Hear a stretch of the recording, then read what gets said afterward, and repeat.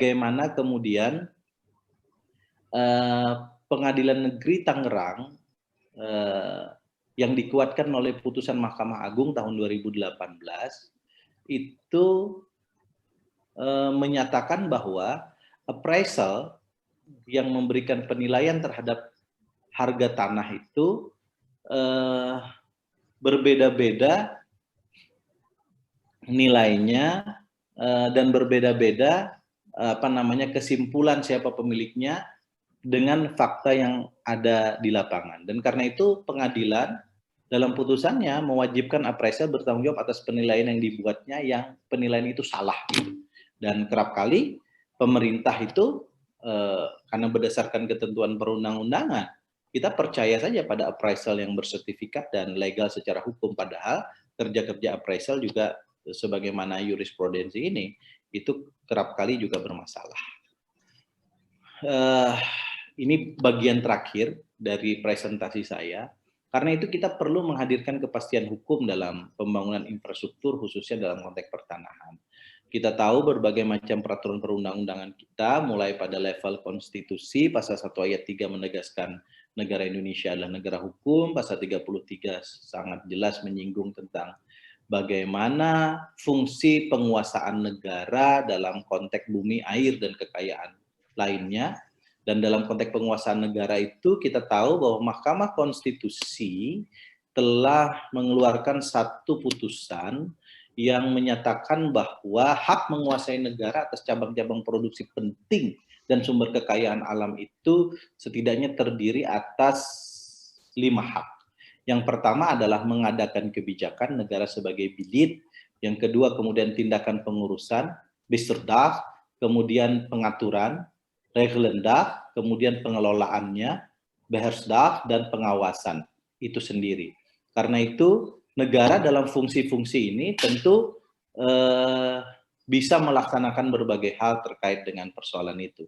Dalam hak pengaturan peruntukan misalnya, negara melaksanakan fungsi penatagunaan tanah, pengaturan tata ruang, pengadaan tanah untuk kepentingan umum. Dalam menjalankan hak yang mengenai pengaturan hubungan hukum, negara itu menjalankan fungsi pembatasan jumlah bidang dan luas tanah yang boleh dikuasai. Ini terkait dengan land reform yang sudah lama kita buat di Indonesia tahun 60, namun sampai sekarang masih menjadi persoalan yang tak kunjung usai. Yang kedua soal pengaturan hak pengelolaan tanah. Dan yang terakhir adalah bagaimana negara menjalankan hak pengaturan hubungan hukum dan perbuatan hukum, soal pendaftaran tanah, soal hak tanggungan, dan lain-lain. Pasal 12 dari Peraturan Presiden Nomor 36 Tahun 2005 tentang pengadaan tanah bagi pelaksanaan pembangunan untuk kepentingan umum menetapkan bahwa ganti rugi dalam rangka pengadaan tanah itu diberikan untuk hak atas tanah, bangunan, tanaman, benda-benda lain yang berkaitan dengan tanah. Ini satu informasi yang secara umum kita sudah ketahui, namun dalam prakteknya kerap kali menjadi persoalan. Karena satu persoalan harga, persoalan debat, bangunannya ada tapi statusnya kadang tidak legal, kemudian masyarakat menganggap bagaimanapun itu harus diganti rugi, soal tanaman dan seterusnya. Dan karena itu memang kita harus menyelesaikan persoalan ini secara komprehensif, secara struktur, secara substansi, dan secara kultur. Penyelesaian secara struktur saja untuk mempermudah bagaimana koordinasi soal pembebasan lahan ini pada level birokrasi di pemerintahan misalnya, sebagaimana sering kami tekankan dalam RDP kami dengan mitra kerja kami, itu tidak cukup ketika misalnya substansi hukum itu masih menyimpan satu ketidakpastian hukum karena konflik of norm itu masih ada, kekosongan hukum itu di beberapa tempat masih terjadi, dan yang terpenting multitafsir hukum itu kerap kali membuat kemudian para eksekutor dalam hal ini adalah eksekutif itu tidak bisa bekerja dengan baik. Dan yang paling terakhir ini soal kultur. Kerap kali kalau masyarakat mengetahui bahwa lahannya akan dibebaskan, maka mereka dalam tanda kutip membangun satu persepsi bahwa mereka harus mengambil keuntungan yang sebesar-besarnya dari proses itu, dan mereka tidak peduli dengan bagaimana proses pembangunan infrastruktur yang sesungguhnya dihajatkan juga untuk mereka.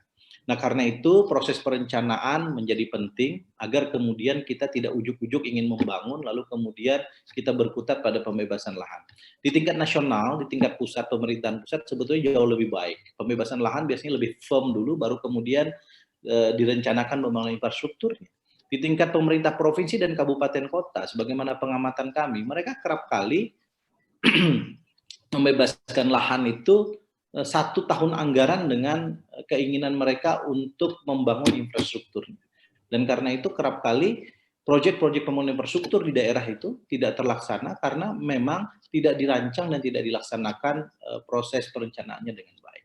Karena itu ikhtiar pemerintah dan DPR, salah satunya tadi sebagaimana saya singgung di depan, kita mencoba menghadirkan bank tanah yang tertuang dalam pasal 10 Undang-Undang 11 tahun 2020 tentang Cipta Kerja. Dan karena itu bank tanah dalam Omnibus Law Cipta Kerja ini diharapkan satu berfungsi untuk penghimpun dalam rangka pencadangan tanah, menjadi land keeper. Yang terakhir adalah pengamanan tanah untuk berbagai kebutuhan pembangunan di masa depan, pengendali tanah, dan pendistribusian tanah untuk berbagai kepentingan pembangunan bagi kepentingan umum. Saya kira Bang Arnold, mohon maaf kalau saya mengambil waktu yang lebih dari yang dialokasikan. Mudah-mudahan apa yang saya sampaikan ini menjadi pemantik diskusi kita pada kesempatan Jumat yang berkah ini.